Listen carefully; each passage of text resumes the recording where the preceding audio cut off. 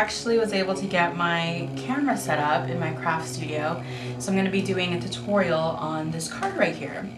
And actually this is a special card. It's actually a gift card holder, so it's just in time for the holidays. What makes it kind of unique is the inside. I'm going to open it here.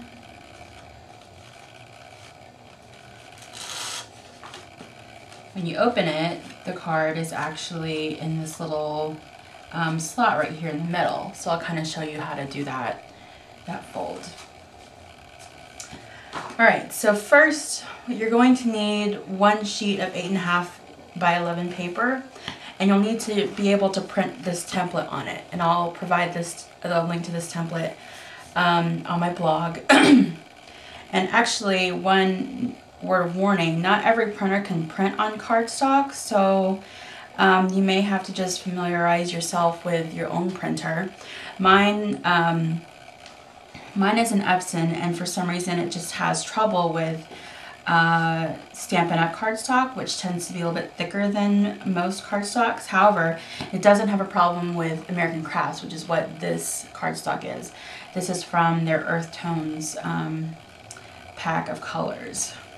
So what I went ahead and did, I already printed it on the sheet of cardstock. And before you do anything, you may want to take note of your score lines, which are right here on the outside perimeter of the actual cut lines. You also have little glue marks, which is where you're going to place your adhesive. And then there's a very faint line, a very faint rectangular box here in the middle that shows you where you're supposed to cut out the slot for the gift card.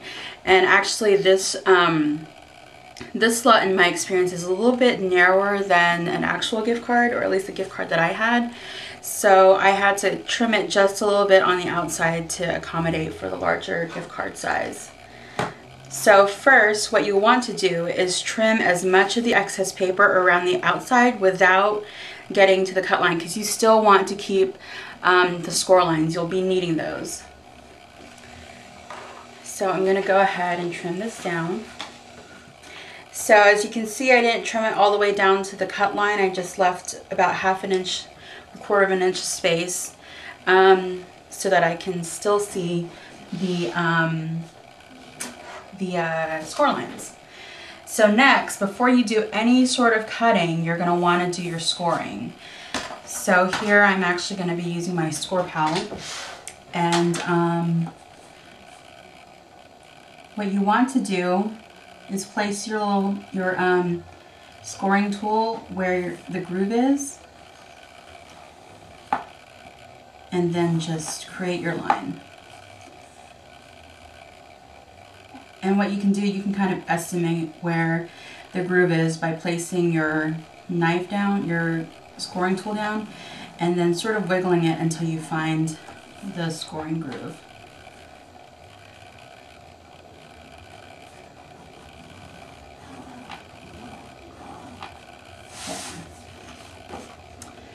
And that's pretty much it for the scoring lines. Very simple.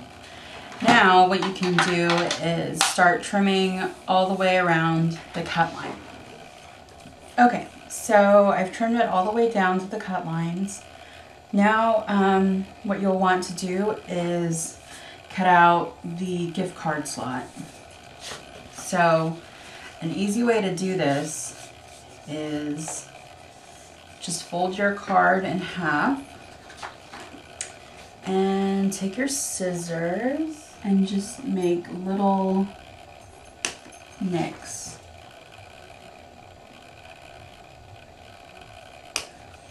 And then for the actual opening part, if you have a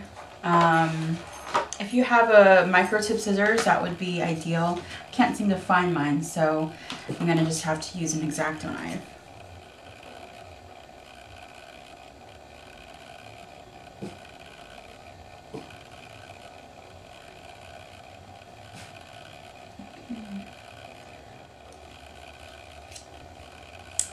Now, again, you may have to test it out with an actual gift card to make sure that it's the right size, but yeah, I might have to trim this down a little bit more.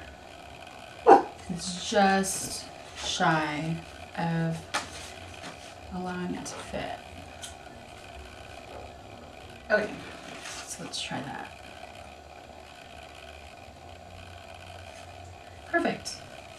Okay, so now what you're going to do, you're going to adhere these, put adhesive on these 4 spots so that the inside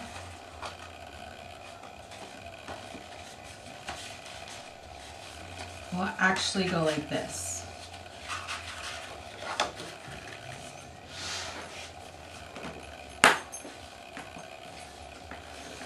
Okay.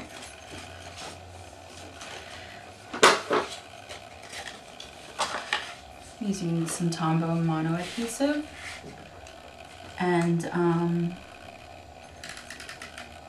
depending on the weight of your cardstock, you may want to decide try to figure out what adhesive will work better. You can either use the Tombow mono adhesive, or I had another adhesive that was pretty heavy duty.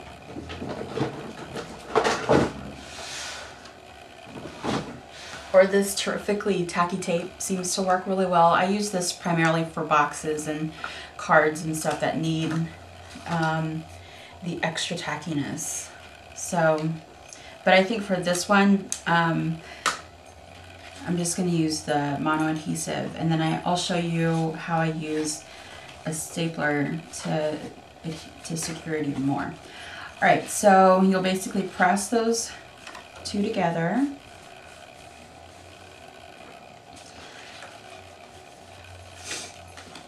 And you may need to run your scoring knife along so that your seams are clean. Okay, so because the card still has a potential to slip out like this, what I actually do is I take the Tim Holtz, this mini stapler, and I put a staple right at the score. So when you put your card in, it doesn't slide out the back. Okay. So now we're going to start working on the front of the card. And I think I'm going to use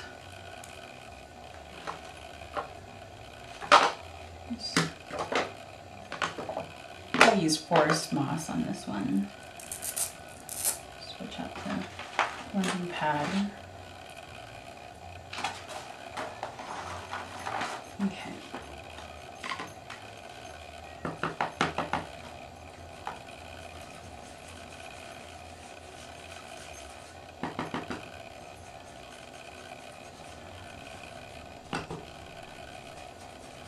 I'm just going to distress the edges a little bit.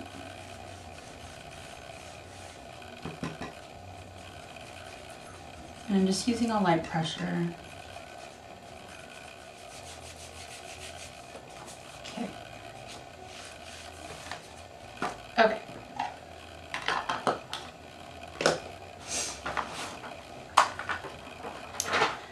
Now,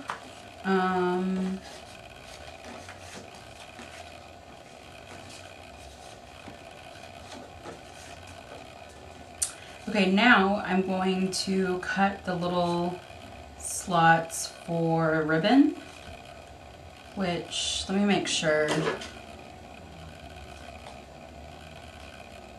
I don't want to get the ribbon in the same area. If you have like a ribbon punch that will work here, then I would recommend using it. Otherwise, if you're like me and just want to do it by hand, what I did was I just used an X-Acto knife and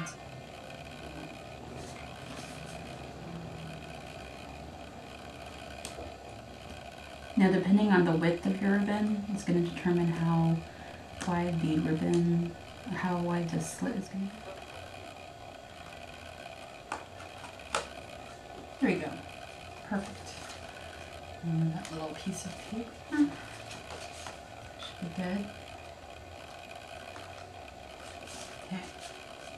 Now, I think the way that I want to do this, actually, I think I might distress. Use some ink on that one and distress it a little bit.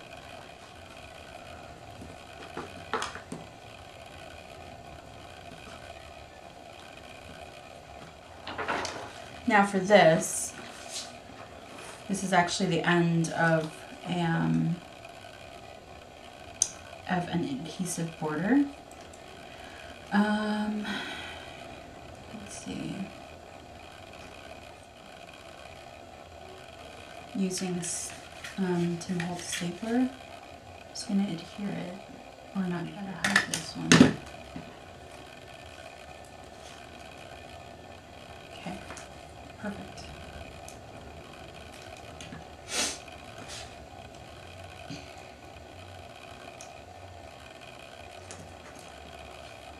All right, excellent. So now all I have to do is just remove this backing.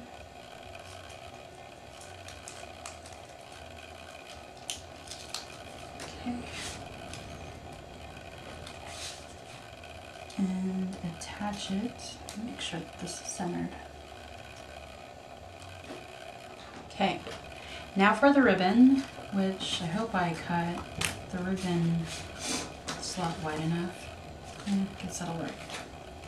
I'm going to trim.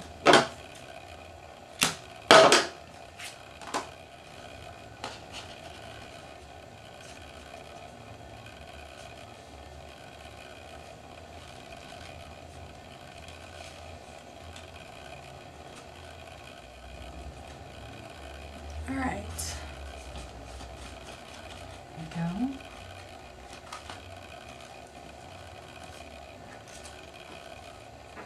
Perfect.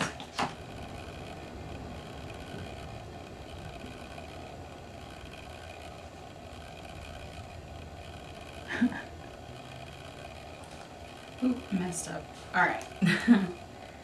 So that is it for that tutorial.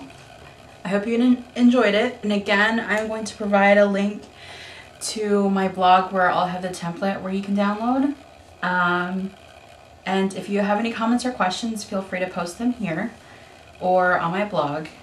And I guess I will see you guys next time. Thanks for watching. Bye.